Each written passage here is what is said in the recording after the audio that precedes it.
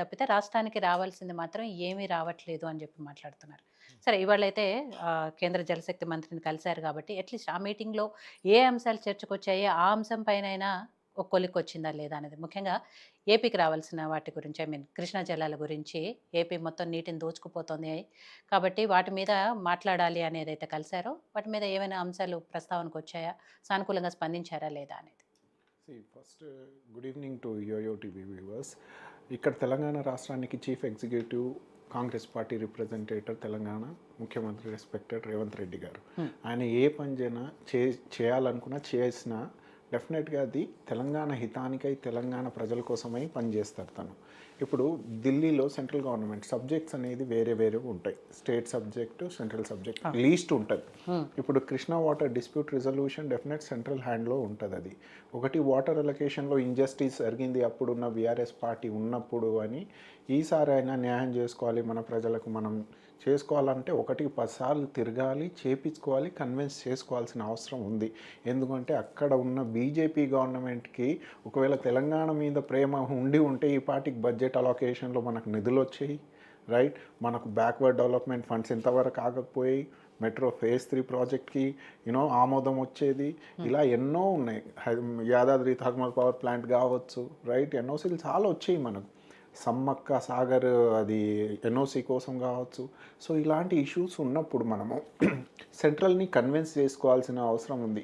ఆ ప్రాసెస్లోనే prime minister గారిని కలిశారు, ఈరోజు వాటర్ రిసోర్స్ మినిస్టర్ గారిని కలిశారు.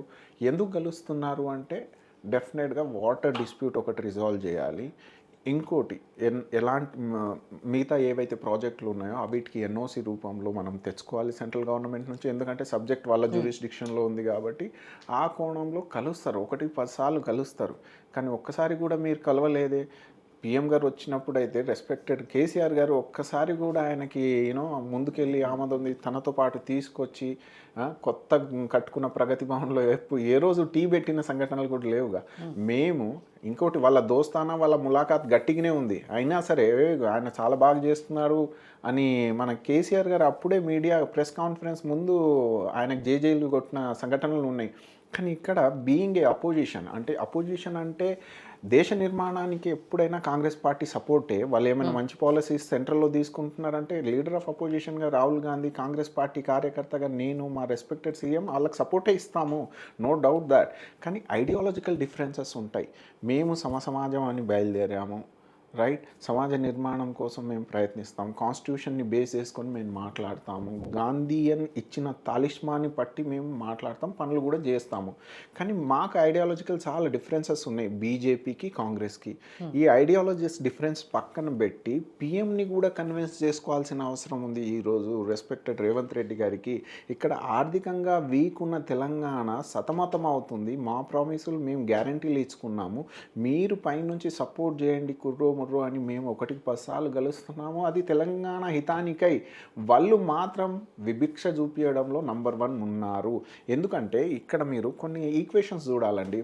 బీజేపీ గవర్నమెంట్ వచ్చిన తర్వాత, సెంట్రల్లో వచ్చిన తర్వాత ఇదే కిషన్ రెడ్డి, బండి సజ్జయ్ తెలంగాణ సమాజానికి మోసం చేస్తున్నారు. వీళ్ళు ఈ ప్రాజెక్ట్ తీసుకొచ్చాము మేము ముందుండి రిబన్ కట్ చేసిన సంఘటనలు ఎన్ని ఉన్నాయి.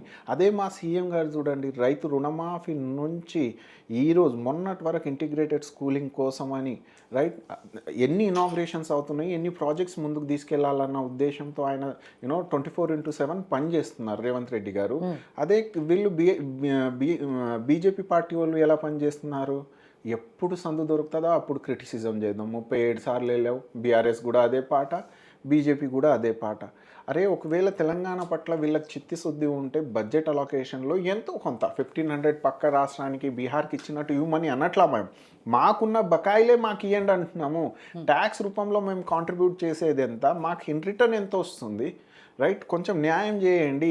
ఒకవేళ డబ్బులు రుణంలో మాకు న్యాయం చేయకపోతే ఈ వాటర్ రిసోర్సెస్ అంటే తెలంగాణ నిమిత్తమైన రిసోర్సెస్ పక్క రాష్ట్రాలకు మీరు అన్ఈవెన్ జస్టిస్లో ఎలా ఇస్తారు. కృష్ణ కృష్ణా వాటర్ కావచ్చు, రైట్, కొన్ని ఎన్ఓసీలు అయితే మీరు కావాలని ఆపారు, ఇగ్నోరెన్స్ పెట్టారు, అవన్నీ క్లియర్ చేయండి. బ్యాక్వర్డ్ డెవలప్మెంట్ ఫండ్ కావచ్చు, మేము ఆర్థికంగా వీక్ ఉన్నాం ఈరోజు బికాస్ ఆఫ్ ది బీఆర్ఎస్ అని ఆయన ఒకటికి రెండు ప్రయత్నాలు చేస్తున్నారు, గట్టికి ప్రయత్నాలు చేస్తున్నారు. మనం అప్రిషియేట్ చేయాల్సిన అవసరం ఉంది.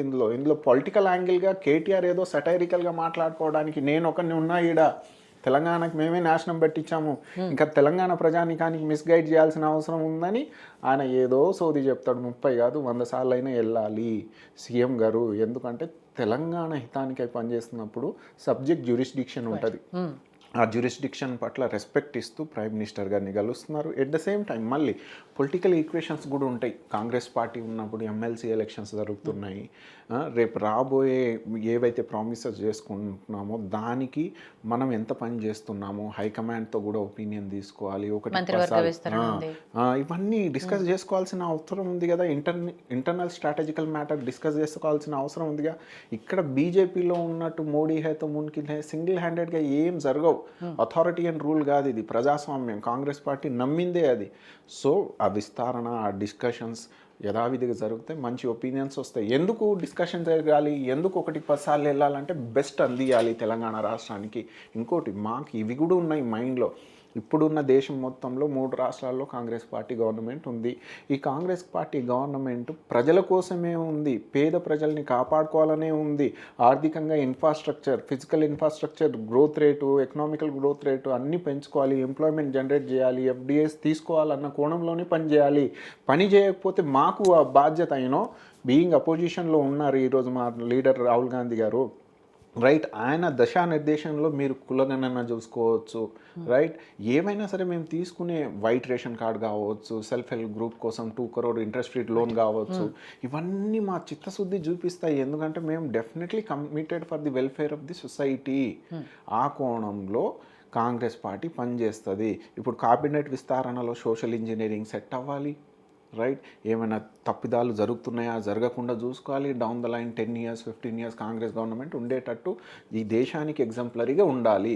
కానీ సెంట్రల్లో అయితే బీజేపీ గవర్నమెంట్ ఉంది. ఎట్టకేలకైనా మాకు కోఆర్డినేషన్ సపోర్ట్ సిస్టమ్ కావాలి. ఇప్పుడు ఐడియాలజికల్ బ్యాటిల్ పక్కన పెడితే